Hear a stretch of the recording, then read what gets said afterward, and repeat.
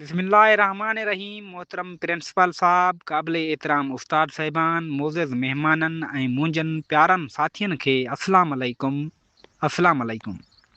अॼु असां सभु हिकु अहिड़े ॾींहुं जे मौक़े ते गॾु थिया आहियूं जेको असांजी तारीख़ जो इंतिहाई अहम ऐं यादगार ॾींहुं आहे।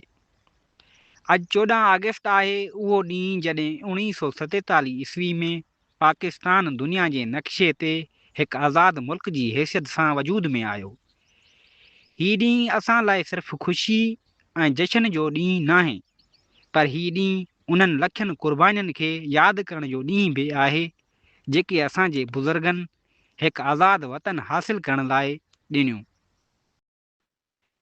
14 अगस्त जो सोझिरो आज़ादी जो पैगाम शहीदनि जे रत सां रोशन थियो वतन जो नाम।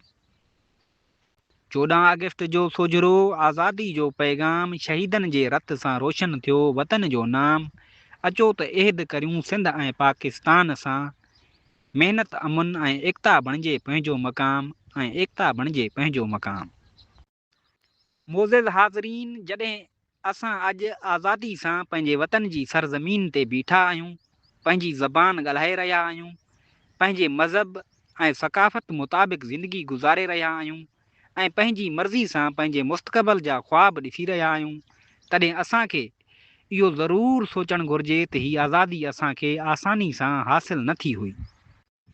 हिन आज़ादी जे पोयां लखें इंसाननि जूं क़ुर्बानियूं, हज़ारें ख़ानदाननि जूं हिजरतूं, माइरनि जा ॻोढ़ा, भैरनि जूं जुदायूं ऐं उन्हनि शहीदनि जो रतु आहे जन पंहिंजे जानियुनि जो नज़रानो ॾेई ईंदड़ नस्ल लाइ आज़ादु मुस्तक़बिल ख़रीद कयो। आज़ादु मुस्तक़बिल ख़रीद कयो। आज़ादी का तोहफ़ो न, क़ुर्बानियुनि जो समर आहे, हर शहीद जी रत में वतन जो मुक़दर आहे। आज़ादी का तोहफ़ो न, क़ुर्बानियुनि जो समर आहे, हर शहीद जी रत में वतन जो मुक़दर आहे। अचो त सच ऐं ईमान सां मुल्क खे सिंगारियूं, पाकिस्तान जी अज़मत ई असांजो फ़ख़्रु आहे।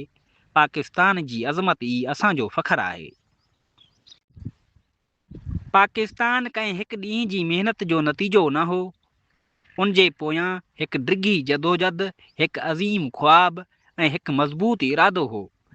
क़ैद आज़म मोहम्मद अली जनाह जी क़यादत में मुसलमाननि मुतहद थी पंहिंजे अलॻि क़ौमी सुञाणप ऐं हक़नि लाइ जदोजहद कई, ऐं आख़िरकार 14 अगस्त 1947 ईस्वी ते पाकिस्तान क़ाइमु थियो। मुंहिंजा प्यारा साथियो, असां अक्सर आज़ादी खे सिर्फ़ु जश्न सां ॻंढींदा आहियूं। 14 अगस्त ईंदे ई झंडा लॻायूं था, सावा ऐं अछा कपिड़ा पायूं था, क़ौमी गीत ॿुधूं था ऐं पाकिस्तान जा नारा हणूं था। यकीनन इहो सभु कुझु वतन सां मुहबत जो इज़हार आहे, पर वतन सां मुहबत सिर्फ़ु नाले जो नालो नाहे, वतन सां मुहबत अमल जो नालो आहे। वतन सां मुहबत अमल जो नालो आहे। जेकॾहिं हिकु शागिर्द दिलि लॻाए पढ़े थो त उहो पाकिस्तान सां मुहबत करे रहियो आहे। जेकॾहिं हिकु उस्ताद ईमानदारी सां पंहिंजे शागिर्दनि खे इल्मु ॾिए थो त उहो पाकिस्तान जी ख़िदमत करे रहियो आहे। जेकॾहिं हिकु हारी पंहिंजी ज़मीन आबाद करे थो त उहो वतन जी तरक़ी में हिसो वठी रहियो आहे।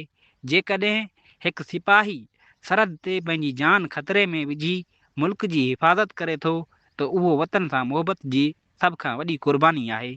सभ खां वॾी क़ुर्बानी आहे। जेकॾहिं हिकु डॉक्टर मरीज़ जी ख़िदमत ईमानदारी सां करे थो, जेकॾहिं हिकु मज़दूर हिलाल रोज़ी लाइ महिनत करे थो, जेकॾहिं हिकु आफ़ीसर रिश्वत खां पासो करे इंसाफ़ करे थो, ऐं जेकॾहिं हिकु आम शहरी कानून जी पाबंदी करे थो, त इहे सभु पंहिंजी पंहिंजी जाइ ते पाकिस्तान जी ख़िदमत करे रहिया आहिनि। पाकिस्तान जी ख़िदमत करे रहिया आहिनि। मुंहिंजा प्यारा साथियो, आख़िर में मां ही दुआ पढ़ी पंहिंजी जाइ वठंदुसि त अल्लाह पाक असांजे प्यारे वतन पाकिस्तान खे हमेशह सलामत रखे, उनखे अमुन, ख़ुशहाली, इतिहाद ऐं तरक़ी अता फ़रमाए, असांजे शहीदनि जूं क़ुर्बानियूं क़बूल फ़रमाए, ऐं असां सभिनी खे पंहिंजे वतन जी सची ख़िदमत करण जी तौफ़ीक़ अता फ़रमाए। पाकिस्तान ज़िंदाबाद।